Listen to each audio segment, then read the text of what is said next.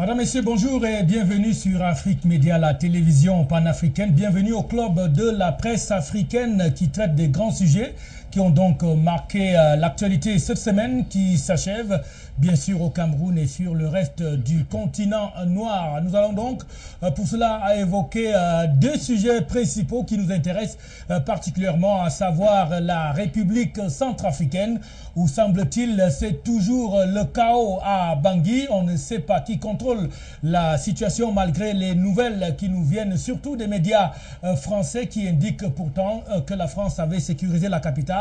Mais à ce qui paraît, la situation est plutôt alarmante du côté de Bangui. Certains pays comme le Cameroun ne cessent donc d'évacuer leurs ressortissants qui vivaient en terre centrafricaine. Que se passe-t-il exactement en Centrafrique? La question est sur la table du club de la presse édition de ce jour. Et puis nous parlons aussi d'un pays d'Afrique centrale qui est tout à côté, n'est-ce pas, de la République centrafricaine. Il s'agit bien sûr du Cameroun, où cette semaine donc la Cour spécialisée de la Cour suprême du Cameroun qui a donc rendu son verdict par rapport donc à certaines affaires qui étaient pendantes à ce niveau-là. On parle de l'affaire Titus Edouard, Michel Thierry à Tangana, mais aussi d'autres affaires dont les verdicts sont désormais connus, comme le cas de Emmanuel Etundi Oyono, qui est le directeur général du port autonome de Douala et qui a été condamné lui aussi à 3 ans de sursis dans une affaire qui concernait donc des journalistes. Alors on se pose la question, le verdict est-il politique ou tout simplement juridique? La question est sur la table du club de la presse, édition donc de ce samedi 21 décembre 2013. Et pour animer cette émission du club de la presse, nous avons des invités qui sont déjà avec nous sur ce plateau d'Afrique Média. Je vais donc introduire tour à tour d'abord Hervé Akam. C'est un historien des mentalités. C'est peut-être une filière de l'histoire qui n'est pas très connue. Il va peut-être nous donner aussi l'occasion d'en savoir un peu plus. Monsieur Akam, merci d'avoir répondu favorablement à notre invitation. Bienvenue. Eh bien, merci Patrick de m'avoir invité. C'est la première fois que je viens dans vos studios. Et j'apprécie le décor, j'apprécie aussi la qualité de vos installations. Félicitations pour tout ça. Merci. Ceci dit, je suis historien des mentalités, c'est-à-dire la mentalité c'est quoi? C'est l'histoire des mentalités, c'est quoi? C'est l'histoire des attitudes de la vie et de la mort. Alors, pour résumer, alors vous savez, je veux vous donner un simple exemple.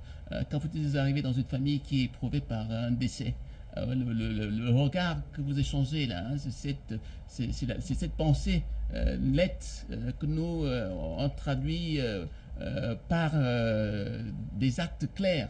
C'est-à-dire on explique effectivement pourquoi dans une période de la vie les gens pleurent, les gens rient, les gens ont des humeurs qui correspondent à peu près à l'accueil qu'ils font soit à la vie, soit à la mort. Donc c'est une attitude qui a ces sites de prospection qui sont effectivement la famille. Vous savez, pendant longtemps, il y a eu une étude démographique qui était très défavorable à l'élite européenne, surtout dans le XVIIIe siècle, où les gens mouraient très facilement. Alors c'est ça, à partir de là où on a commencé à introduire un peu le problème de mentalité pour anticiper un peu les déclins des sociétés. Vous savez, il y a eu par exemple en Turquie des peuples qui ont disparu, comme les Falagoustas, dont on n'entend plus parler. Il y en a d'autres aussi qui ont complètement disparu de l'histoire.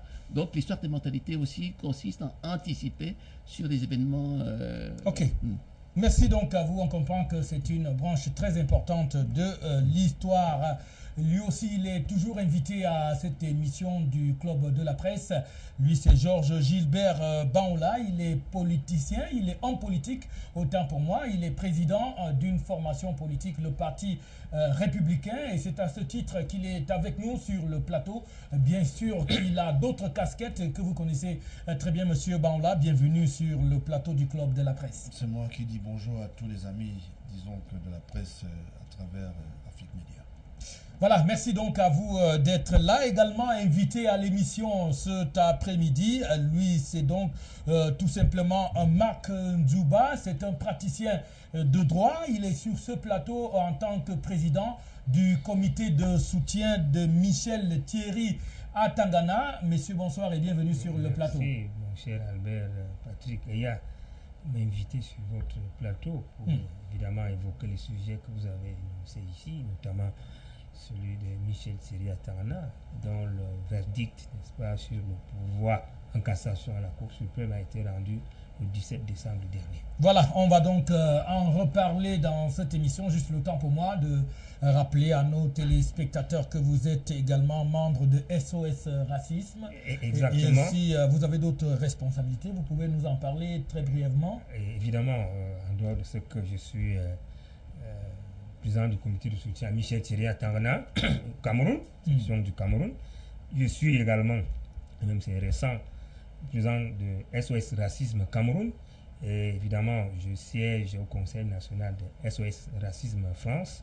Évidemment, je suis praticien du droit et issu de justice au Cameroun. Voilà. Ok, merci donc à tous les trois d'être venus à cette émission. Je vous rappelle, nous avons deux sujets majeurs qui nous intéressent. La République centrafricaine, où la situation est incertaine et c'est même inquiétant. Ce qui se passe du côté de la Centrafrique, nous pourrons peut-être dans le courant de cette émission joindre des responsables qui sont sur place à Bangui et qui vivent l'évolution de la situation sur place.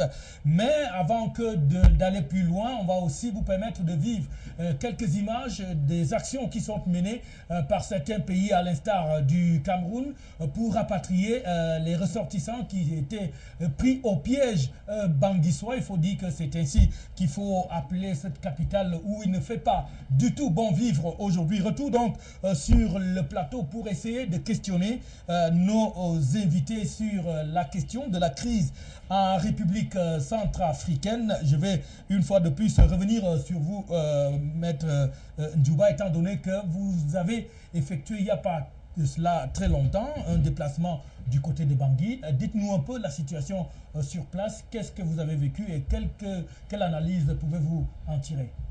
En réalité, j'ai été à Bangui, c'était mardi. Mardi, je venais de Paris et par Vol France qui a fait une escale à Bangui pour déposer les passagers qui étaient avec nous, qui sont partis de Paris. Et évidemment, j'avoue que j'ai vu une situation extrêmement tendue. J'ai vu des populations, n'est-ce pas, aux abords du tarmac à l'aéroport international de Bangui, Mpoko. C'était la désolation totale. J'ai vu des enfants, j'ai vu des femmes qui pleuraient. Et bien évidemment, la petite histoire, l'avion qui nous transportait a dû reprendre par 2 fois pour atterrir. Parce que la première fois, arrivé à presque 1000 mètres d'altitude, au cours de l'opération d'atterrissage, s'est retrouvé qu'il y avait une voiture sur la piste et l'avion n'a pas pu, n'est-ce pas, dans cette première phase-là, atterrir. Il a remis les gaz. Vous imaginez avec ce gros truc qui avait pratiquement plus de 300 personnes avec des bagages, et remettre les gaz, remettre les réacteurs en marche, c'est du bruit à l'intérieur et c'est un peu de frayeur aussi. Heureusement, le pilote nous a tranquillisé pour nous dire simplement que c'était un incident. Il y avait une voiture sur la piste et elle allait être dégagée. Au bout de 10 minutes, l'atterrissage a été fait et évidemment, on a vu ces populations. Certains ont voulu accourir vers nous pour penser que c'est leur ils seront sauvés ou alors on leur apporte un peu d'aliments, mais ils ont été repoussés par les forces de l'ordre, les forces de l'ordre qui étaient la plupart français, qui sécurisent cet aéroport. Et évidemment, nous y avions passé 2 heures sur place et les témoins recueillis, c'est pas justement cet endroit sont effrayants. Hein. C'est un pays pratiquement dans le chaos, vous l'avez dit ici. Et j'avoue, il ne fait pas bon vivre à Bangui. C'est un pays qui se détruit. Et je crois que cet exemple devrait servir aux autres pays africains qui sont encore en paix, notamment le Cameroun, de ne pas de tout faire pour éviter qu'ils en arrivent là. Parce qu'à Bangui, c'est la mort. À Bangui, ça tourne. Et quoi qu'on dise, hein, il y a des forces françaises, même africaines, sont en train de se déployer pour sécuriser tout au moins la capitale, mais ça continue de brûler. La preuve, c'est les gens qui sont agglutinés comme ça à l'aéroport, et on nous a parlé de 50 000 âmes. Voilà, 50 000 âmes donc tout autour de l'aéroport de Bangui. D'ailleurs, vous avez à l'instant ces images qui ont été tournées à Bangui. C'était juste avant-hier du côté de l'aéroport international de Bangui Mpoko avec ces populations amassées. On a vu des Camerounais qui étaient en train d'attendre l'avion qui devait les ramener dans leur patrie parce qu'ils pensent que la vie n'est plus possible du côté de Bangui. Alors Georges Gilbert Banla, vous également, vous avez fait récemment un déplacement du côté de la capitale centrafricaine. La situation est chaotique malgré les assurances que certains médias internationaux, surtout français, véhiculent que la France a sécurisé la capitale. Vous avez eu l'impression que la capitale Bangui est aujourd'hui sécurisée? Pas du tout, parce qu'en réalité, il y a un problème sérieux à Bangui, parce que déjà, c'est devenu une guerre intestine tribale, on peut dire comme ça, et beaucoup plus religieuse. Donc je pense que le problème maintenant, c'est il faut reprendre, disons, l'âme sur le cœur, parce qu'on ne peut pas accepter que dans un pays comme celui-là, la Centrafrique est quand même à une superficie plus grande que la France. Et qu'aujourd'hui, en l'ère du 21e siècle, qu'il y ait ce qu'on appelle une délocalisation d'abord, disons, au niveau de la population. Vous savez qu'ils sont très peu. Deuxième chose, le pays colonisateur, la France, est un pays ardu à travers disons que, une recolonisation permanente, parce que, vous savez, à 30 mètres, après 30 mètres, vous êtes banguissois, vous êtes centrafricain, vous avez droit. De façon que, avant 30 mètres du sol, c'est les Français qui sont propriétaires. Quand un enfant naît en Centrafrique, il est français, pendant qu'au Cameroun ou dans d'autres pays, où il y a quand même une souveraineté qui se fait ressentir. Et l'implosion qui a dû causer ça, parce que j'ai eu l'occasion de rencontrer la plus haute autorité de la place, avec un certain nombre de membres du gouvernement, je me suis rendu compte que c'était une guerre intestine organisée à travers des religions, mais qui était animée par des groupuscules. Il est anormal que le Premier ministre, l'actuel Premier ministre, qui est dans la transition, et qui est dans le gouvernement de la transition, parce que le président, je te dis, président de la transition, a bel et bien dit devant nous que face à, disons, à Hollande, qui est descendu, disons, sur pied de queue pour essayer de donner un recueillement à travers les deux soldats qui sont tombés sur le terrain, qu'il n'était que président de la transition. Et ce qui fait mal ici, c'est quoi? C'est que quand les troupes françaises sont arrivées, il fallait s'impliquer au niveau de la culture et plutôt animer un comportement beaucoup plus mitoyen aux forces africaines qui étaient là. Mais quand ils sont arrivés comme si c'était des faiseurs de temps. Et quand ils sont arrivés, il y a eu un repli identitaire, que ce soit les anti-Balaka, que ce soit il y a maintenant une guerre fratricide qui s'est installée, parce que il y a un problème, c'est qu'il y a des gens qui ont des armes, et ces armes, on sait qui ont les armes, parce que il y a disons, les prédécesseurs, par exemple, de Djotodia, il y a des familles qui ont des armes, vous comprenez à peu près, et qui attendent armes au poing et qui sont prêts à repousser l'ennemi. Et comment vous pouvez expliquer que dans une ville, les citoyens sont en train de se battre avec des machettes au vu, au su et au regard garanti par les forces de l'ordre? C'est pas normal.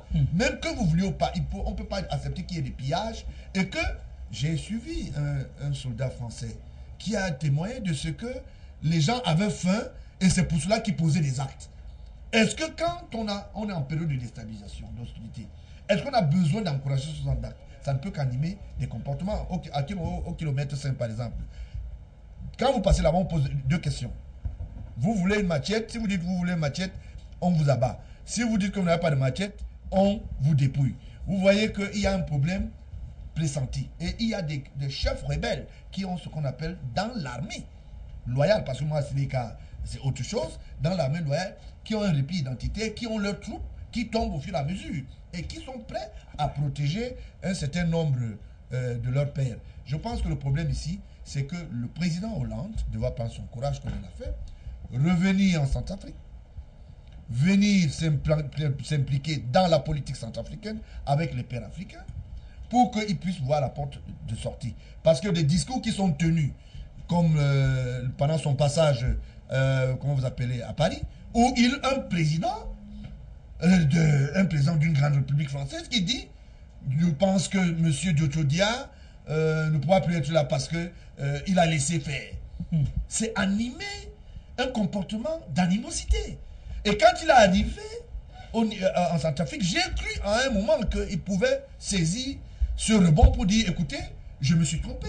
Vous comprenez? C'était un discours comme si c'était un chef qui donne des ordres à ses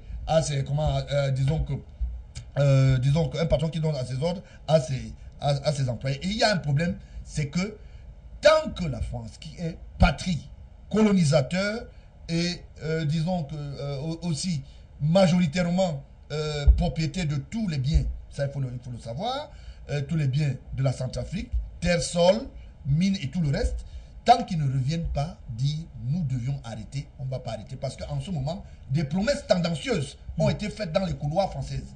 De ce que l'actuel Premier ministre, qui est dans le gouvernement de la transition, c'est lui qui va remplacer Diotodia. Or, on parle d'une transition à travers les urnes démocratiques. Comment peut-on déjà, vous n'avez pas vu, moi j'ai une lecture politique, monsieur le président français a présenté le Premier ministre face aux autres, disons que aux autres présidents. Voilà, vous allez chuter. Vous comprenez, je suis simplement pour dire qu'il y a un problème. Il va falloir que la France puisse se défaire de la coquille, de l'âme patrie, de l'âme colonisateur et revienne à de meilleurs sentiments. Voilà, Hervé Akam, vous avez écouté vos prédécesseurs sur ce plateau. La situation en Centrafrique aujourd'hui, quelle lecture pouvez-vous faire de ce qui se passe sur le terrain? Parce que je rappelle que nous allons, en dehors des images qui sont projetées, qui ont été tournées à Bangui, sur place, qui ne rassurent vraiment pas. Est-ce qu'on peut dire aujourd'hui que ce pays est en voie de plonger définitivement dans le chaos?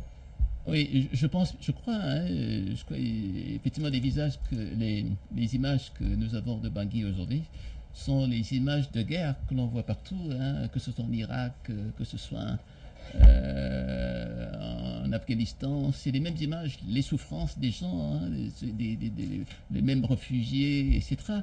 Et donc, le problème en réalité ici chez nous, c'est parce que c'est dans notre proximité, c'est-à-dire dans notre espace. Et c'est ça qui nous rend un peu perplexes pour la simple raison qu'on ne peut pas voir se développer des scènes que l'on voit dans un pays voisin et qui risquent d'avoir aussi des répercussions aussi chez nous. Donc, d'où cette perplexité et puis cette gravité qu'on voit un peu sur nos visages. Parce que effectivement, c'est un pays qui, moi j'appellerais un pays qui est un État qui est sans visage en ce moment, puisque finalement ceux qui étaient au pouvoir il n'y a pas très longtemps, effectivement, n'ont plus les moyens, ils sont dans une impuissance au point qu'ils n'arrivent même plus à réguler les petits, à gérer une situation conflictuelle entre les musulmans et les chrétiens, alors qu'en réalité c'est eux qui ont provoqué cette situation aussi, ça il faut le dire, parce que si ces messieurs-là avaient respecté le calendrier là, qui avait été établi, à savoir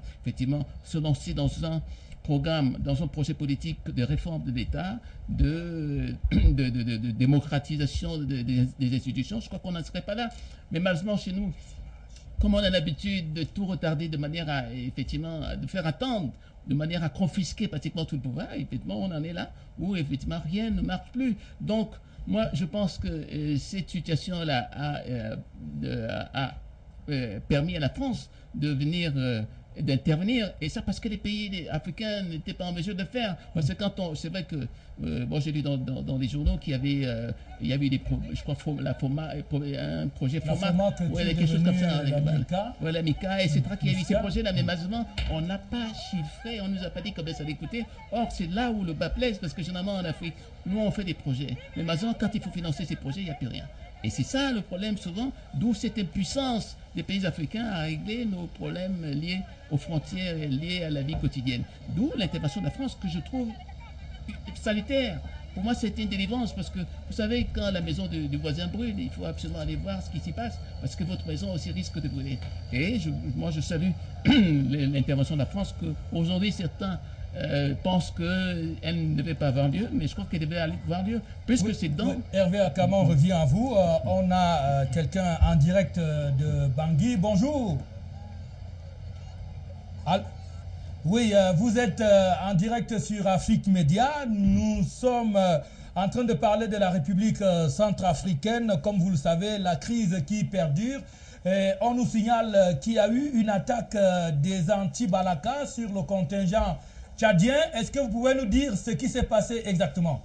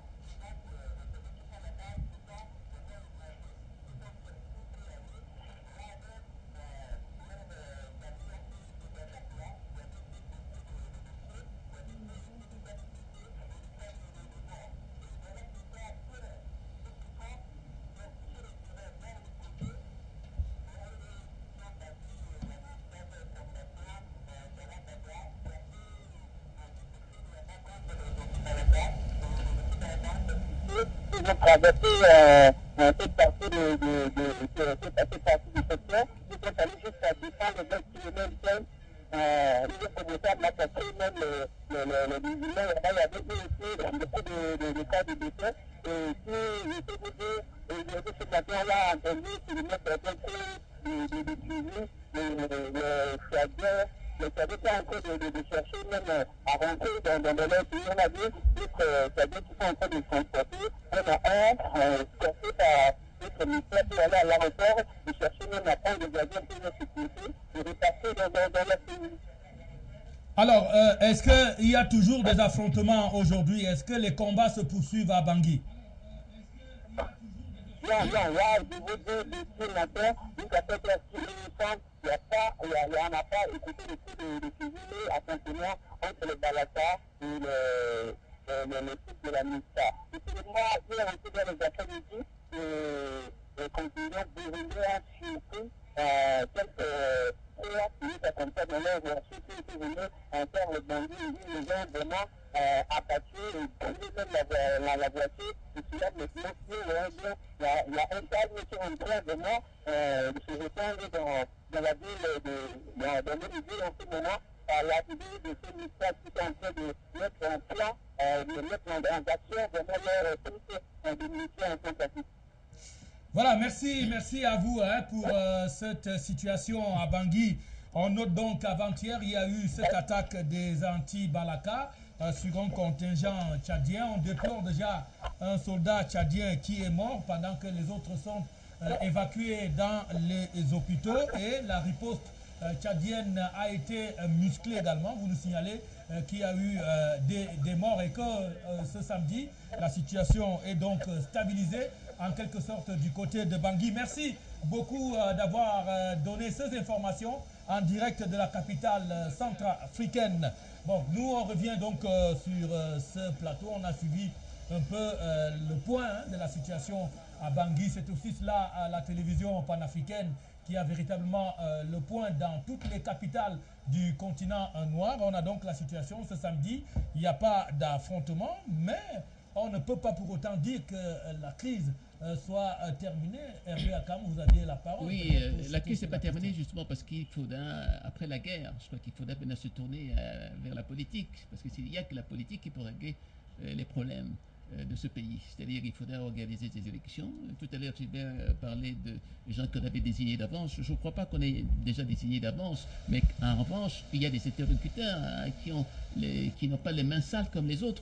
Parce que, vous savez, quand vous voulez faire de la politique, il ne s'agit pas tout simplement de venir de faire des professions de foi. Il faut aussi avoir des compétences, des qualités. Et les qualités humaines sont, à mon avis, la chose la plus réclamée de nos jours.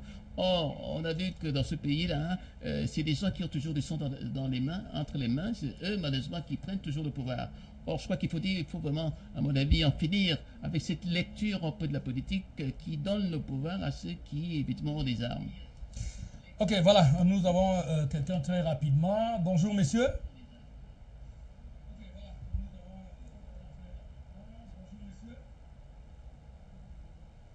Vous nous appelez du Gabon. Est-ce que vous nous écoutez?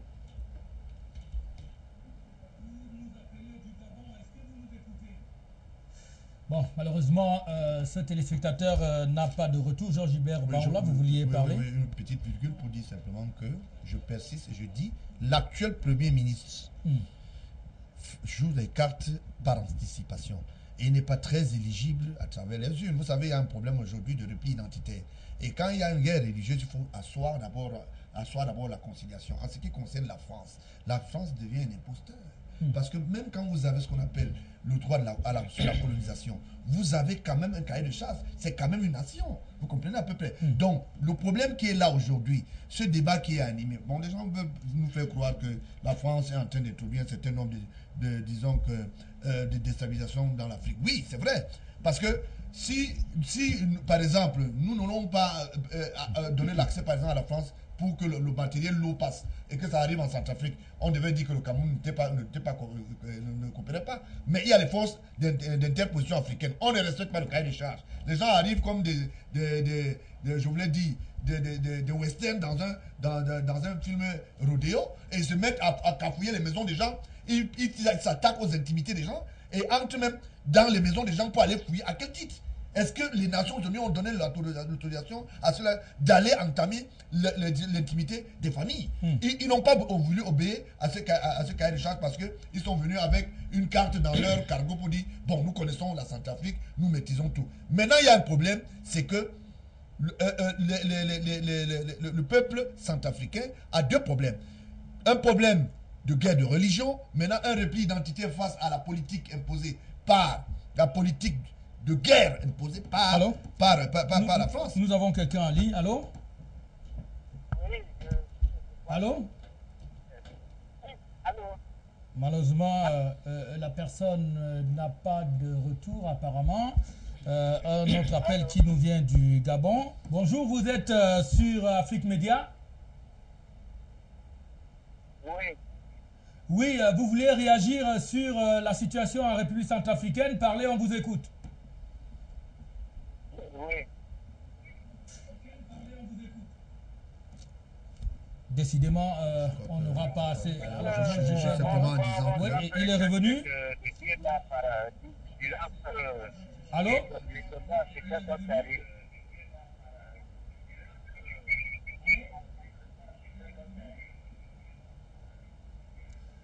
Oui.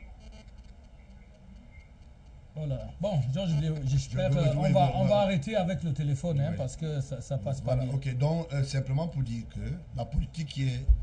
Donc vous estimez que la France a échoué en Centrafrique? Oui, mais ils ont échoué puisque le problème c'est quoi? À peine ils sont arrivés 72 heures plus tard, on y a deux jeunes hommes qui tombent comme ça sur le terrain parce que ces enfants qui viennent, ce n'est pas la Centrafrique n'est pas c'est-à-dire une terre comment on appelle ça, d'illustration des armes de guerre. Et le matériel militaire qui est là, c'est un matériel pour tester. Et les gens ne disent pas ça aux gens. Et donc, quand vous arrivez, donc la France quand même, est en train d'expérimenter. Mais ils expérimentent un certain mastodonte, ça c'est clair. Il y a des armes, il y a des armes aujourd'hui qu'ils utilisent de dernier cri, qui veulent expérimenter sur le terrain. Et moi je dis, la Centrafrique ne serait jamais une terre d'illustration. Par exemple, pour les guerres où on veut expliquer comment est-ce que telle arme peut être mieux vendue. Et le problème qui est embêtant ici, c'est quoi? C'est que certains pères africains continuent à accepter qu'on entame la souveraineté et, disons, que l'indépendance des pays africains. Ce n'est pas normal. Okay. Ceux qui sont déjà décolonisés, qui sont décolonisés et qui ne veulent pas se décoloniser comme nous autres, et qui continuent à rester avec les Français. Nous respectons les Français, nous voulons la cohabitation, mais nous voulons qu'on respecte la souveraineté africaine. Voilà, Marc, qu'est-ce qu'il faut faire maintenant? Est-ce que la situation en Centrafrique peut encore être maîtrisée? Si oui, par qui et comment? Je crois qu'au regard de ce qui s'est passé, un peu avant l'arrivée de la France, et ce qui se passe là maintenant, la situation est en train d'être maîtrisée. Je pense qu'il n'y a que quelques poches de résistance qui existent encore. Et je crois, avec les forces africaines, notamment les forces camerounaises, qui vont rentrer aussi dans la danse dans les jours à venir, parce que je crois que c'est le 19 qu'ils étaient sur le chemin de Bangui. Toutes ces forces-là coalisées et supervisés, dirigés par la France, vont ramener la paix et faire le désarmement.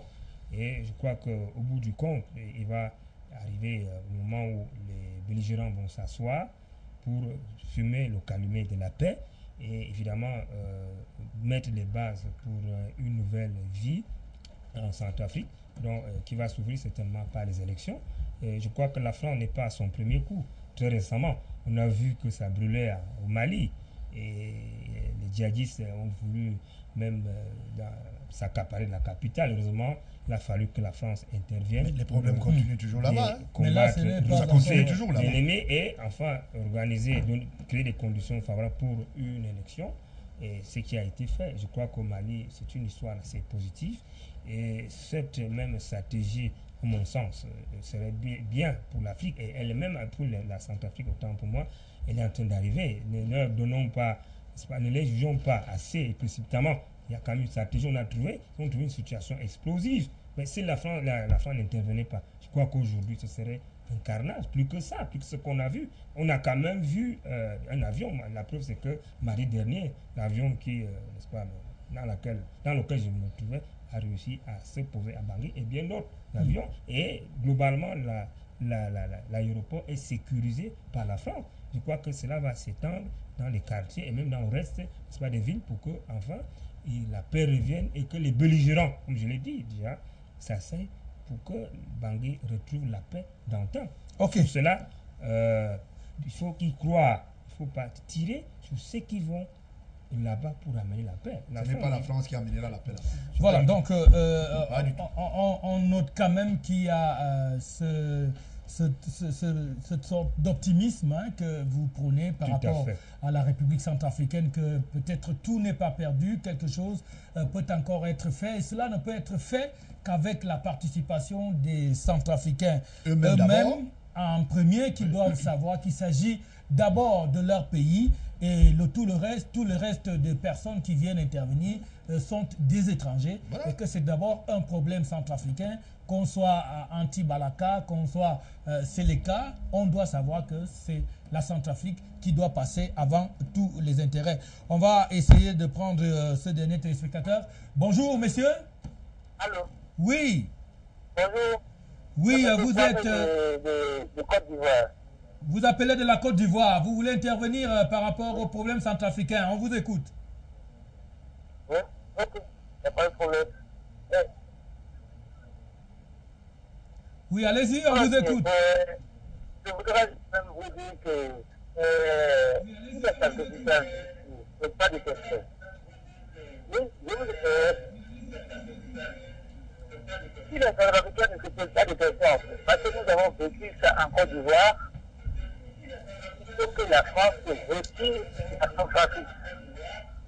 Parce que si la France ne se retire pas, les Centrafricains auront quand même, on appelle ça comment, une confiance interne et externe à la France. Et là, il posera sur un problème de tableau. Un tableau, ça veut dire quoi? On fait confiance à la Côte d'Ivoire. Même chose, excusez-moi, on fait confiance à la France, on y gagne, ou on fait confiance à nous-mêmes, on perd ou on gagne. Alors, le problème qui se pose, c'est qu'on doit se faire confiance mutuellement. Les Centrafricains doivent résoudre leurs problèmes centrafricains. Merci, voilà. Merci à vous, merci pour votre participation. Merci à vous. On va donc quitter le sujet centrafricain par la lecture de quelques messages que nous avons reçus dans cette émission. Bonjour messieurs.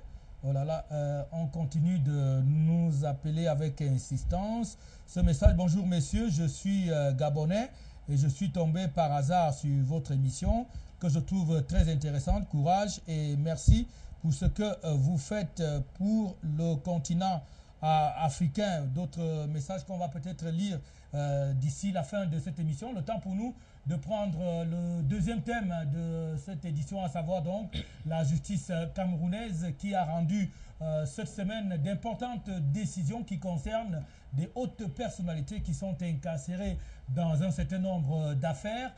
On peut citer Titi Sedjoua, Michel Thierry à Tangana, Emmanuel Etundu Oyono, Emmanuel Londondon qui était directeur général du FEICOM et bien d'autres qui ont donc vu leur condamnation tout simplement confirmée par la Cour suprême alors que beaucoup d'entre eux avaient interjeté appel.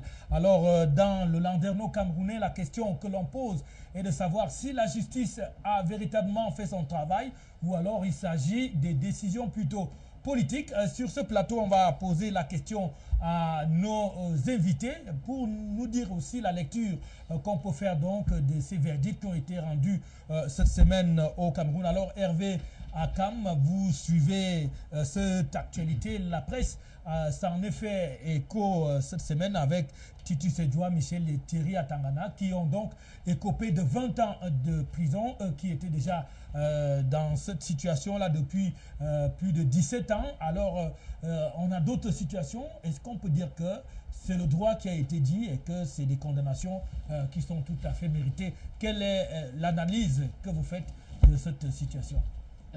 Moi, je dirais tout simplement que moi, je suis un peu surpris par la philosophie pénale de notre pays. C'est vrai, en tant que... Vous savez, j'ai deux réactions. La réaction du militant du RDPC que je suis et puis la réaction de l'intellectuel que je suis. La réaction de l'intellectuel que je suis n'était pas du tout d'accord. Moi, je n'étais pas d'accord avec cette condamnation-là. Je crois qu'on ne peut pas, dans un pays comme le nôtre, où les choses, pour moi, doivent avancer. Parce qu'on doit avoir une philosophie pénale plus audacieuse pour que les juges soient beaucoup plus responsables, que les juges ne soient pas comme les juges de Napoléon, là, qui envisageaient le bien et le mal dans deux compartiments bien définis. Moi, en plus, je suis pour la philosophie droit de l'homiste, c'est-à-dire je pense que ce monsieur est resté très longtemps en prison, 17 ans c'est beaucoup quand même. Donc je pensais, moi j'envisageais quand même une relaxe pure et simple, compte tenu aussi des problèmes liés à sa santé qui est un peu fragile. On a vu des photos des Yamans où il sortait de prison complètement amaigri, avec un visage complètement bouffi, des yeux qui n'avaient plus cette clarté. Alors, donc, cet enfermement, ce confinement, moi je vois que de nos jours, ce n'est plus du tout normal. Parce que la prison ne doit être pour surveiller et non pour punir. Alors, on a l'impression que chez nous, ce qui est plus important, c'est la punition. Alors je crois qu'il faut sortir un peu de cette philosophie pénale qui consiste à punir les gens, quel que soit le délit. Mais il faut envisager autre chose, c'est-à-dire la surveillance par exemple, et ça c'est possible. Parce que quand on regarde un peu le code de procédure pénale, là, il est vraiment très révolutionnaire, vraiment il est en avant-garde, mais malheureusement, jamais on l'a appliqué, alors qu'on aurait aimé que ce soit appliqué à M. Atangana et à d'autres prisonniers. Je crois que c'est la raison pour laquelle le Cameroun, un peu, nous aujourd'hui, on souffre de ces déficits d'image. Que le Cameroun a au niveau des problèmes liés aux droits de l'homme. Je crois que c'est quelque chose de fondamental. Je crois qu'il faut avoir, parce que j'ai lu aussi le rapport des droits de l'homme, là, de monsieur qui s'occupe des droits de l'homme, qui était vraiment, c'était une lapalissade, franchement. C'était une aberration. Vous voyez quelqu'un qui parle de droits de l'homme en termes de, il manque de matériel, on n'a pas de bureau, on n'a pas de matériel informatique. C'est complètement lamentable. C'est-à-dire que c'est un rapport vraiment si on faisait des rapports comme ça au sujet des droits de l'homme, alors qu'il y a des problèmes individuels qui se posent, que ce soit dans les prisons, que ce soit dans la protection des gens, etc. Il y a eu rien de tel. Ce rapport était vraiment à jeter à la poubelle. Donc je pense que Thierry Atangana, oui, à mon avis, méritait quand même d'être libéré.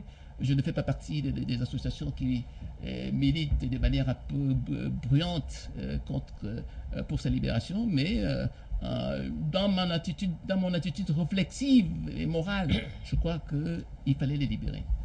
Pour le cas de Michel Thierry Atangana, alors Georges Gilbert Banla, des condamnations ont été confirmées.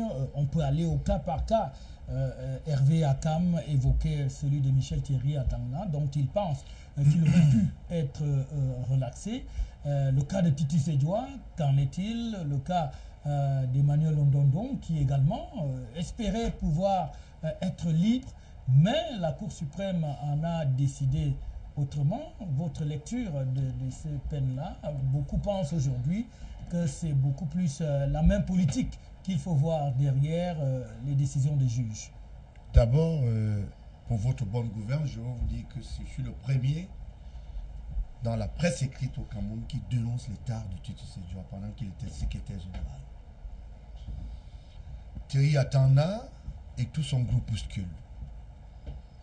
Et au moment où il officiait comme secrétaire général, il a été très en bon point du fait qu'il se disait qu'il était le deuxième Dieu, comme on dit, qu'il secondait M. Biya aux affaires. C'est parce que vous ne connaissez même pas la vraie version même de cette histoire. Parce qu'il y a beaucoup de choses qu'on a éludées, parce qu'il y a un certain nombre de citoyens qui sont même des patriarches, qui ont entamé des richesses avec Titi Sedjoua. Parce que Titi Sedjoua posait un certain nombre d'actes. L'organisation, par exemple, de l'OUA, où il a entamé le patrimoine public. Le ministre Akamen Foumou, de la dénonciation de moi qui suis ici, dans ce studio, avec l'ambassadeur à Paris à l'époque, nous avons eu des informations de tous les virements, de toute la palliade qu'ils ont pu entamer à travers, disons que, le patrimoine public. Il méritait la peine de mort. Je vous dis pourquoi. Ça veut dire que vous saluez les décisions. Je dis, qui ont été c'est prises par une la peine politique. légère. Parce qu'il faut que le citoyen craigne la chose publique. Quel est cet encensement dans un pays où les gens encouragent? Je suis très ahuri de comprendre que mon contradicteur de la droite dit quelqu'un fait 17 ans en prison, il a tué combien de personnes sont mortes parce que monsieur doit entamer les richesses publiques. On ne regarde pas ça. Pendant qu'ils sont en prison, ils se font le luxe de construire des immeubles où ils veulent faire passer comme des panthéons de ce qu'on appelle sectaires, Dixit du côté de Biemassi. On va à côté, ici, à, comment vous appelez ça, à Etomiki, on va trouver un immeuble. Voilà le comportement qu'on encourage. Ils ont détourné même les biens publics. Il y a des patrimoines qui sont détournés. Vous comprenez à peu près. Il y a des sociétés de gardiennage aujourd'hui qui sont encore là, qui font encore dans le gardiennage pendant que M. Titi doit vouloir utiliser ces sociétés de gardiennage comme une contre-expertise de l'armée loyale. Vous comprenez à peu près là où on est arrivé? On est arrivé au moment où on se posait la question, est-ce que M. Biya gère ce pays? Est-ce que c'est tous les amitiés? Je vous rappelle que M. le général, je vous l'ai dit, Benaye, c'est lui qui a officiellement pris ce monsieur et qui l'a amené à côté de M. Biya. Vous comprenez à peu près? C'est en tant que médecin, pour assurer l'intimité d'un chef d'État et assurer les affaires publiques. Au même moment, il était secrétaire général. Il avait ce qu'on appelle cet avantage d'assurer, disons, la qualité de santé ou bien être l'éveil de santé de l'institution qu'on appelle M. Biya. Nous avons dénoncé ça. Vous, monsieur, vous, en ce moment, vous parlez. Nous, on était du côté de Garoua. Ce monsieur a détourné de l'argent avec celui qui était chargé de la cellule de communication de la présidence, c'est Chief Enoni. Ils ont détourné de l'argent. En dehors de ça, monsieur doit détourner de l'argent à travers les CCP.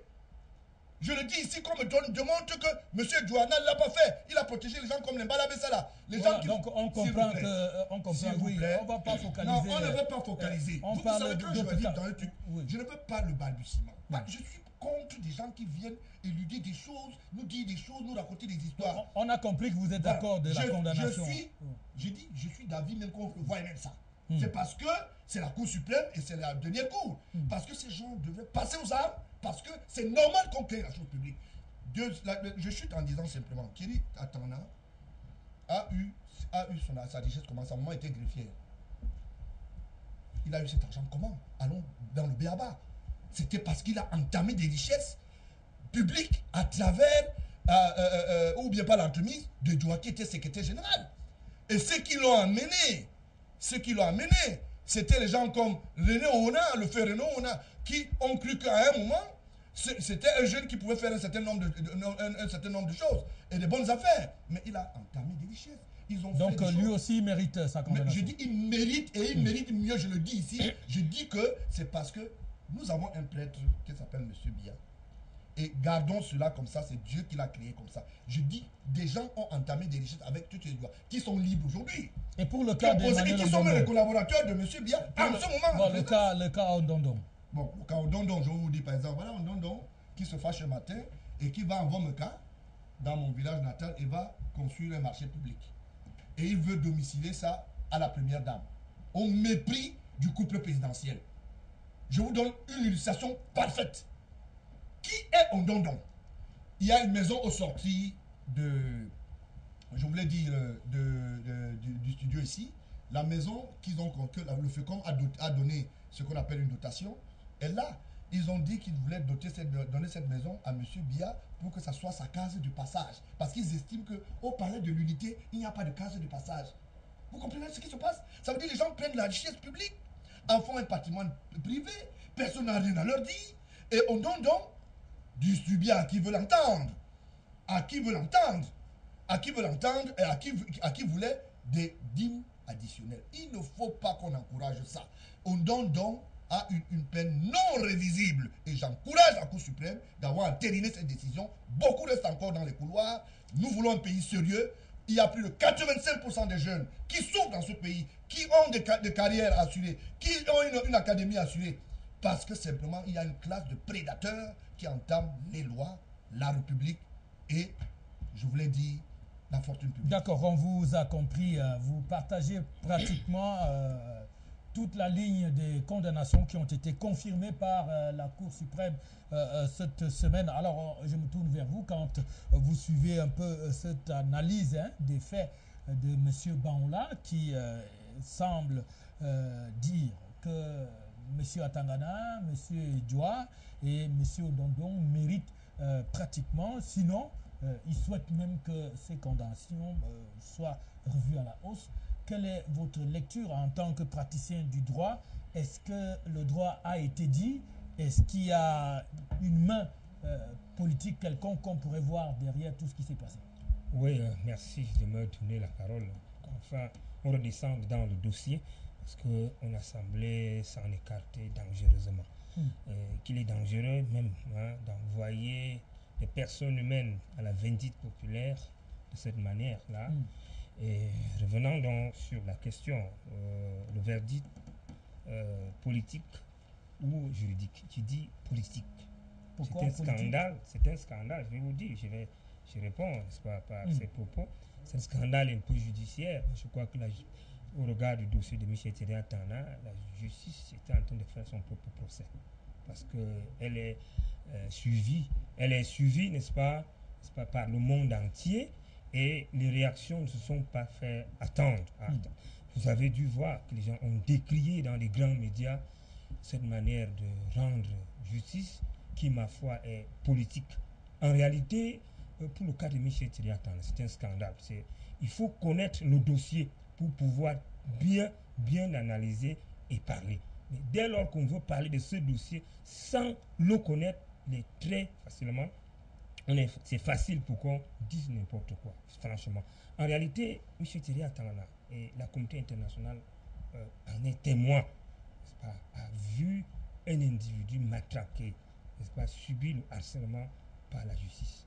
Et moi, j'ai dit, c'est inadmissible. Et elle a échoué sur ce point parce que, voyez-vous, même humainement parlant, un individu qui prend une peine de 15 ans, pas, sur les faits, et on revient pratiquement sur les mêmes faits pour lui en donner encore 20 ans. Moi, je dis, il faut quand même être assez sérieux. Et ce qui vient d'être dit ressemble un peu au propos, n'est-ce pas, du secrétaire, il veut dire du président de la section LDPC de la maison, qui a pratiquement, n'est-ce pas, des propos tirés de Cameroun Tribune, j'ai vu des choses dites là-dedans qui ne ressemblent véritablement pas à la réalité. Déjà, M. Thierry Tana n'a jamais été fonctionnaire. Ça, je vous mets au défi. Il n'a jamais été fonctionnaire. Il n'a jamais eu un salaire, n'est-ce pas, à la fonction publique qui était égal à 1 660 000 francs. Et un monsieur Thierry Tana n'a jamais eu avec les droits de tous des biens d'une valeur de 39 milliards. D'où cela vient-il? C'est inadmissible. Ça, moi, j'ai dit, ça fait froid au dos. Mais si ce sont ces éléments qui ont été considérés par la Cour suprême, je dis, non, c'est pas bien. Et en réalité, je crois que ce procès a été celui de la justice. Parce que cette jurisprudence-là, nos enfants vont la lire. C'est une mauvaise jurisprudence pour le Cameroun. Et cela nous a d'abord valu, n'est-ce pas, des observations de beaucoup je veux dire, de personnalités et des chancelleries. Je ne prends que l'exemple de l'Amnesty International qui a enquêté dans ce dossier et dans son rapport de 2012 a dit que Michel Thierry Atanda était un prisonnier d'opinion. Le département d'État américain a eu à faire le même travail et a dit qu'il était un prisonnier politique. Ce n'est pas là la France. Est-ce que M. Atanda a été impliqué en politique pour qu'on le considère comme un prisonnier politique? Évidemment, c'est le contexte dans lequel il se trouve. Il a fait de la politique au parce Cameroun. qu'il s'est retrouvé incidemment au mauvais endroit à un mauvais moment. Justement, il se retrouve. Vous voulez parler de sa proximité avec Titi Sedjoua? C'est tout cela en réalité qui lui vaut cela. Et toute analyse faite au fond, au-delà de la passion qui peut prendre certaines personnes, en réalité porte à croire de façon irréfragable que ce dossier, cette affaire a des relents politiques. Et d'ailleurs, lors de son passage, n'est-ce pas, à l'Élysée, en janvier de cette année 2013, le président Biya a dit que la Cour suprême a été saisie et qu'elle va dire son verdict et il verra ce qu'il y a lieu de faire. Il verra ce qu'il y a lieu de faire. Et en réalité, vous observez à l'analyse, on se rend compte qu'au regard de cette analyse, lui-même a dit quelque chose d'assez important dans ce dossier, à savoir que la Cour suprême certainement lui donne là l'opportunité de pouvoir jouer son rôle de président de la République. Mais il a respecté quand même la justice. Et là, si la Cour suprême cassait cette décision, où serions-nous? Il n'aurait certainement rien à dire. Mais dès lors qu'elle a respecté cette parole-là, en maintenant le dossier tel qu'il a été conçu, parce qu'il y a plein d'irrégularités dans ce dossier qui ont été évoquées à l'audience et qui font mal au dos. Et on a vu pratiquement des choses qui font mal aux praticiens du droit. Les avocats notamment ont eu mal à se retrouver dans leur science. Parce que, et cela a fait que nous soyons véritablement portés à penser que fortement et de façon ferme que ce dossier c'est une affaire politique. Et maintenant et c'est pour cela que le président Hollande, n'est-ce pas, dans son échange avec le président Biya, a souhaité que ce dossier se résolve, n'est-ce pas, par la manière la plus saine, la plus rapide. Et d'ailleurs, c'est d'ailleurs je veux dire le message que le porte-parole du Quai d'Orsay, n'est-ce pas, a donné au soir de cette décision. Et le militant du RDPC ici, n'est-ce pas, je m'en tiens à ce qu'il a dit, je corrobore ses paroles, et il a dit ce qui est pertinent. Et moi, j'ai eu l'opportunité d'échanger aussi bien avec beaucoup de diplomates, n'est-ce pas, accrédités à Yaoundé, américains et même occidentaux. J'ai également eu l'opportunité, n'est-ce pas, d'échanger avec, n'est-ce pas, au niveau de la France, avec les responsables du Quai d'Orsay et même de l'Élysée, qui souhaitaient que ce dossier, au regard de tout ce qu'il y a là-dedans, la vacuité de l'accusation, que les deux pays s'asseyent et trouvent une solution négociée. Parce qu'en réalité, ce dossier, quoi qu'on dise, en déplaise à certains points de vue, qui, à mon sens, ne maîtrisent pas la réalité des faits, ce dossier impacte négativement les relations entre la France et le Cameroun. Et le Cameroun ne gagnerait pas, en tant que pays émergent en 2035 pour 2035, de s'encombrer des dossiers gênants comme celui de Michel Thierry Atanda, où la justice a semblé rater. Bon, dites quand même un mot sur Titi Sedjoua. Vous pensez évidemment, que la condamnation de Thierry Atanda n'est pas fondée, selon vous, celle de Sedjoua? Et si nous disons que ce dossier est truffé d'irrégularités, Et il me souvient, on peut s'en tenir, n'est-ce pas, à la décision, n'est-ce pas, du juge d'instruction, n'est-ce pas, qui a rendu une ordonnance de non-lieu. Et celui-là qui a fait, je veux dire, des commissions rogatoires à la fois nationales et internationales pour aller enquêter sur l'origine des biens de Michel Thierry Atanga, qui est je veux dire, un expert financier qui a fait construire déjà des ponts en Égypte, à Alexandrie notamment, par le financement avec ses sociétés, et ensuite est arrivé en Côte d'Ivoire. Ça, c'est ce qui peut être prouvé. Et ce qui n'est pas connu, malheureusement, c'est ceux qui ne veulent pas connaître cette réalité. A fait les mêmes travaux, je veux dire, en Côte d'Ivoire, avant d'arriver au Cameroun, son pays de naissance, pour exercer.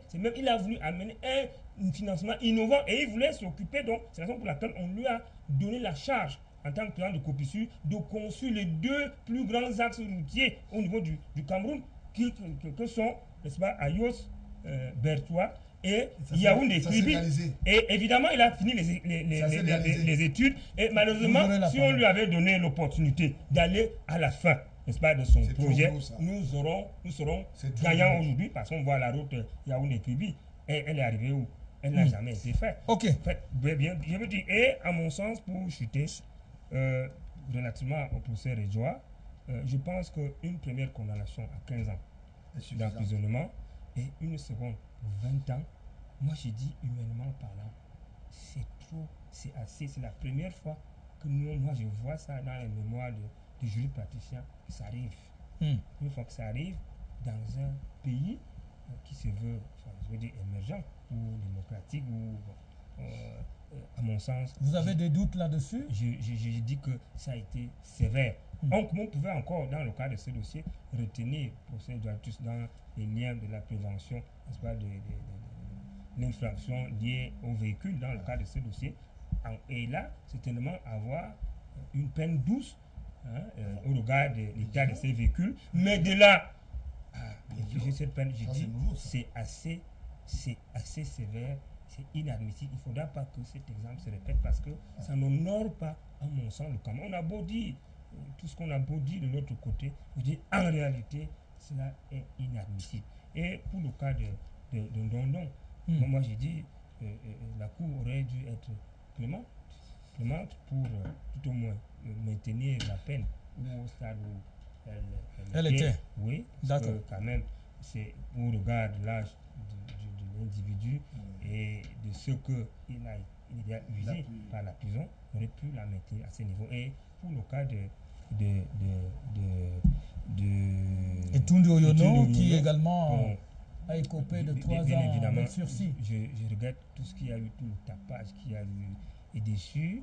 Et Dieu merci, on est arrivé à une décision, à mon sens, à ce niveau, qui respecte le droit.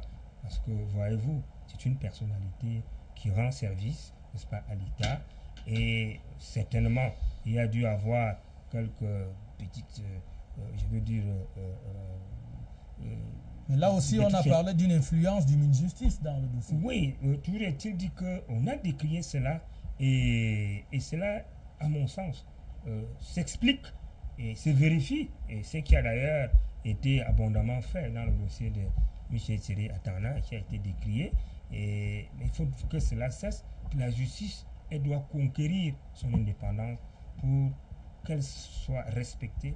Sinon, et respectable. Et respectable. Voilà, on vous a donc compris, on va bientôt se séparer. Une dernière question, on sait que par rapport à ces condamnations, pour ne parler que des cas à Michel Thierry Atanga Titi Sedjoua, on évoque l'éventualité d'une grâce présidentielle. Est-ce que vous pensez tous les trois que cela est possible, que le chef de l'État camerounais puisse arriver à gracier ces prisonniers?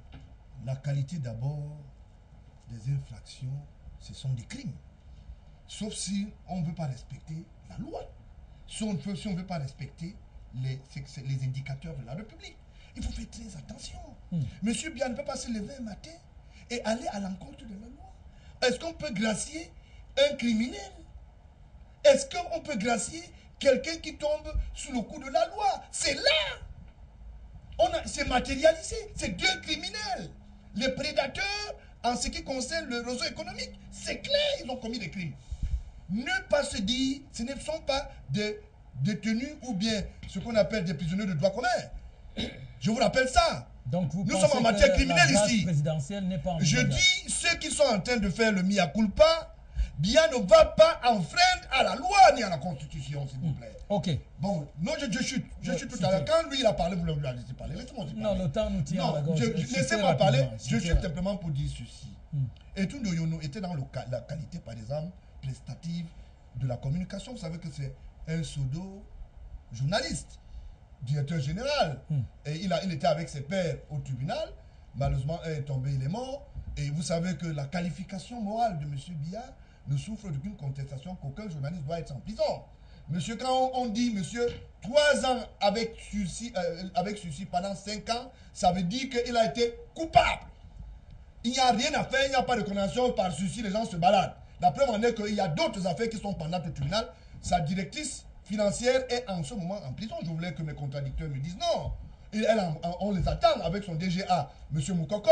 Il est dans les histoires de M. Andela, où il y a eu des détournements des biens et l'argent de l'I-Caïman qu'il a détourné. Et sachez que M. Biya le sait, en tant que premier magistrat, on ne va pas se défaire. Donc pour dire qu'on ne doit pas avoir cette animosité, ceux qui veulent parler de l'Église, on ne va plus parler ici de la loi ni d'une République. L'Église, on la respecte. La République, il faut la respecter. Et je dis ici qu'il fallait réviser, parce qu'en son temps, vous savez, pendant qu'ils sont là pendant 20 ans, je suis pas sorti de ce studio lundi, je m'en vais contester. Je dis non, il faut revoir, parce que ce monsieur mérite mieux. Donc tu sais, dois marcher. Et je voulais très vite balayer ce petit mensonge. Monsieur Atanakeri a entamé à la présidence de la République, je parle sous la gouverne de l'intendant de la présidence, sous la gouverne du secrétaire général, lui-même, tu sais, dois à l'époque, il touchait de l'argent comme fonctionnaire. Il allait dans les missions officielles, entrer dans les avions officiellement comme un fonctionnaire alors qu'il était un homme d'affaires. Deuxième chose, il était un prestataire prête-nom d'Edouatitus. Quand on parle des œuvres, est-ce que ce monsieur était ingénieur des travaux publics, il a conçu les ponts en Côte d'Ivoire? Est-ce qu'il était ingénieur de travaux publics? Ça vous l'aviez déjà dit. Je voulais simplement chuter ensemble. Oui, vous savez, je chute simplement en disant ceci. La parade qu'on veut nous sortir là, c'est une fausse parade. Celle de la grâce présidentielle. Donc vous comprenez, Biya n'attendra pas, je le dis ici. Il ne peut pas violer la loi pour des individus qui se cachent derrière une autarcie de l'histoire de citoyenneté française. C'est maintenant que vous savez que Thierry Atangna bénéficie du statut d'être un citoyen français. Monsieur Hollande, je mets quiconque en défi respecte la nation française. Il ne peut pas entamer ni la souveraineté, ni les lois camerounaises. Il n'en a pas le droit. À tout moment, il va s'attaquer à nous. À travers nos institutions, il va avoir la riposte. Et je dis ici, Biya ne travaille pas. Non, laissez-moi parler. Biya ne travaille pas, n'est pas l'employé de François Hollande comme président. Il est président comme François Hollande au même titre. Et Biya est là parce que les concessions ont été faites par le peuple camerounais et on va respecter ça. Tant pis, les pires. Voilà, monsieur Akam. Est-ce que cette bouée de sauvetage, c'est vrai, Georges Gilbert Baola dit que le président n'enfreindra pas la loi parce qu'on ne peut pas gracier des criminels. Oui, mais vous partagez non, je ne partage pas du tout ce point de vue dans la mesure où on peut délégitimer la loi. Ça existe. Que ce soit dans les sociétés grecques, les sociétés antiques. On l'a vu. La loi, toujours. Oui, c'est pourquoi il y a eu. Non. On va aller voter. On peut délégitimer la loi. C'est bien dit. Alors, donc, moi, je ne veux pas être plus royaliste que le roi. C'est-à-dire, je ne peux pas avoir un tétéscope dans la tête pour savoir ce que le président va décider ou pas. En réalité, moi, je crois qu'il faut aller dans la tendance de la grâce. Je crois que c'est ça. Parce qu'on a vu, vous savez, on parle beaucoup de... Il va falloir que l'Assemblée siège. On parle de Poutine. Vous savez, Poutine, il y a quelques jours, a libéré Khodorkovsky. Il a gracié il y a à peine 2-3 jours. Alors que quand il est venu, il parlait de la verticale du pouvoir, c'est-à-dire que la loi, rien que la loi. Alors on a vu que pour des problèmes humanitaires, je dis bien humanitaires, on l'a libéré. Donc aussi, ce qui peut aussi arriver dans ce pays, chez nous, quand un prisonnier est malade ou alors que ses parents souffrent d'une maladie dont la présence de l'enfant est nécessaire, je crois qu'il faut, à un certain moment, pour des raisons humanitaires, effectivement, libérer ceux qui ont entamé le vie des Camerounais. Voilà. Bon, ensuite, ce que j'allais dire aussi, pour finir aussi, pour ne pas accaparer la parole, c'est que moi, je suis contre la double peine. Ce n'est pas possible de condamner une fois quelqu'un pour la même histoire. Elle est curative. Et condamner une deuxième fois la personne.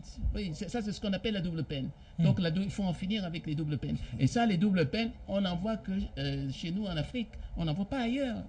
Pour une affaire jugée, si on vous donne 30 ans, on vous donne 30 ans. On ne peut pas vous donner 30 ans un jour, le lendemain on vous donne 50. C'est les doubles infractions. Donc je crois que c'est ça. Ok, merci. On va terminer avec vous. Finalement, la grâce présidentielle peut être salutaire pour Michel Thierry Atangana et les autres. En réalité, je m'en tiens au propos du chef de l'État qui a donné tout le sens, n'est-ce pas, à ce dossier. Ce fut même des promesses. Hein. Il n'a pas fait promesse. Donc il a promis de gracier après la décision. Après la Cour suprême, je verrai ce qu'il y a lieu de faire. En réalité, parce que c'est un dossier au regard de tout ce que j'ai cité ici, qui reste la vérité et c'est inébranlable, quoi qu'on dise. Je dis à la vérité, dans ce dossier, il y a le président de la République reste maître du jeu. Il a voulu. On attend les lettres d'excuses. Ce dossier lui échoua. Et au jour d'aujourd'hui, il a ce dossier. Il a d'un côté, on attend les lettres d'excuses. D'un côté, n'est-ce pas, que l'État du Cameroun, vis-à-vis de Michel Thierry Atangana, est débiteur d'une forte somme d'argent qui, au jour d'aujourd'hui, s'estime à 313 milliards. Et lorsque le délégué général à la Sûreté nationale avait sorti son rapport, nous étions en décembre 2012, cette dette était de 278 milliards. Et elle est augmentée chaque jour de 11 millions. Donc au regard de cela et de ce qu'il a entre ses mains, je veux dire, un certain nombre de possibilités. Bon, c'est vrai qu'il faut de la grâce.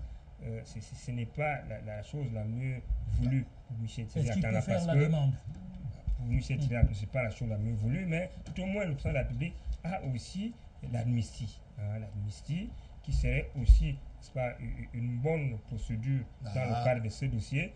Et bon, dans une très moindre mesure, on peut encore arriver à un transfèrement. Quoi qu'il en soit, nous disons que le chef de l'État est sage et il a promis ça à son collègue François Hollande. Il ne l'a pas promis. Il l'a pas promis. Et nous avons vu cela dans le cas de Mme Florence Cassé, où ça s'est tiré entre le Mexique, qui est un grand pays, et la France. Et on a vu l'affaire Florence Cassé être résolue. On a vu ici à côté, n'est-ce pas, de nous au Tchad, avec les condamnés de l'âge de Zoué, ça a été réglé comme cela entre le Tchad et, n'est-ce pas, et la France. On a même vu un peu plus loin, avec les infirmières dans l'affaire des Bulgares et Françaises là, en Libye. La France avait fini par faire rapatrier ces ressortissants-là sur son territoire. Et moi, je dis, l'absence est un pays de liberté, c'est un pays de principe, et le Cameroun doit copier cet exemple pour régler un certain nombre de problèmes et être en accord avec ses amis. Encore que la France, c'est un ami historique dont on ne peut se passer. Et il ne faudra pas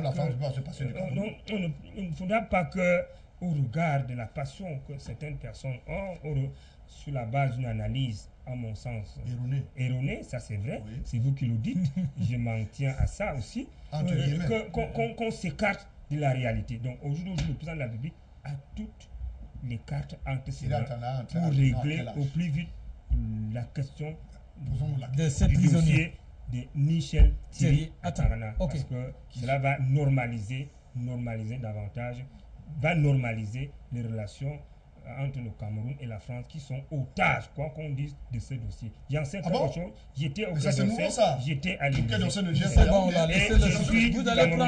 Je suis l'actualité camerounaise. Vous allez prendre la parole. Il n'a pas ce droit. Et évidemment, je suis le Cameroun n'est pas pris en des droits de otage. l'homme. Je suis désolé. Ok.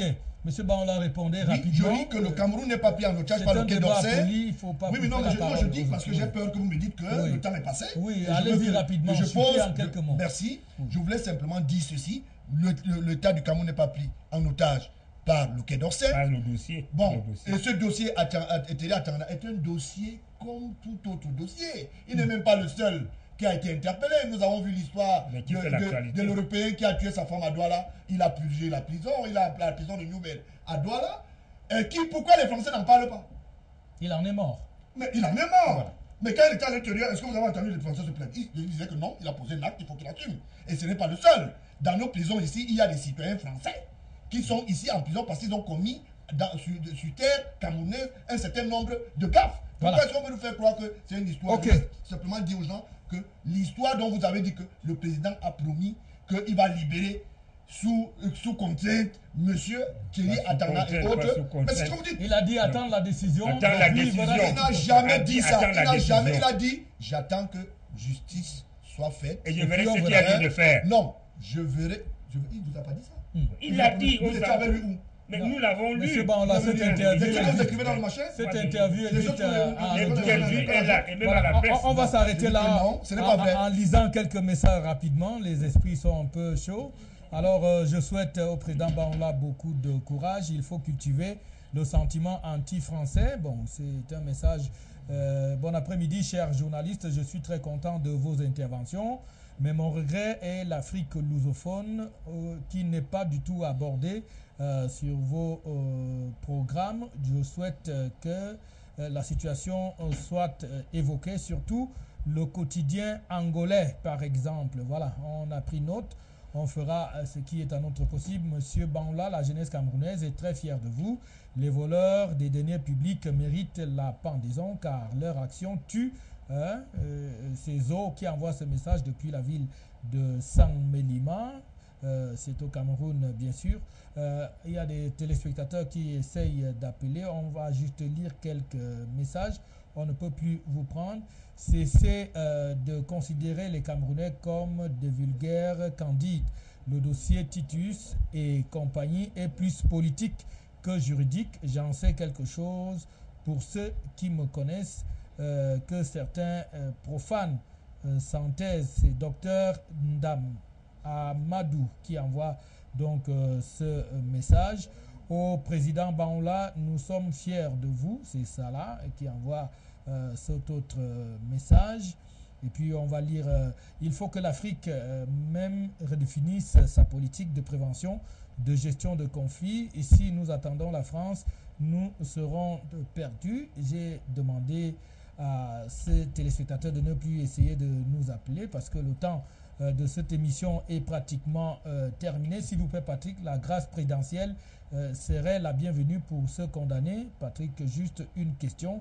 S'il vous plaît, le débat panafricain du dimanche est produit où? Chouaïbou depuis Yaoundé. On va vous contacter après cette émission pour vous indiquer. Monsieur Biya a organisé lui-même les détournements, sauf l'alternance pourra changer la situation. C'est ce que pense cet autre téléspectateur. Merci, monsieur Banla, pour vos interventions. Ne voyez-vous pas que la France veut que l'on libère un voleur comme elle protège Nicolas Sarkozy? Les Unions européennes protègent Bush et les Camerounais soient sages de la part de Youssouf Zé. Voilà, on va s'arrêter jusque-là. On a une centaine de messages. On ne peut malheureusement pas tous les lire dans le cadre de cette émission. On remercie M. Hervé Akam, on remercie Georges-Hubert Banla. Merci à M. Marc Zouba, qui est donc huissier de justice, praticien de droit. À vous aussi qui avez pris de votre temps pour nous regarder. Merci à tout ce que vous faites pour Afrique Média. Nous serons encore là la semaine prochaine, si Dieu le veut bien. D'ici là, portez-vous très bien. On souhaite déjà joyeuses fêtes de fin d'année à tous les Africains, à tout le monde entier. Cette émission est en rediffusion les dimanches. Ne manquez pas le rendez-vous du débat panafricain également. On vous retrouve bientôt sur les antennes. Au nom de toute l'équipe de production, on vous dit merci et au revoir.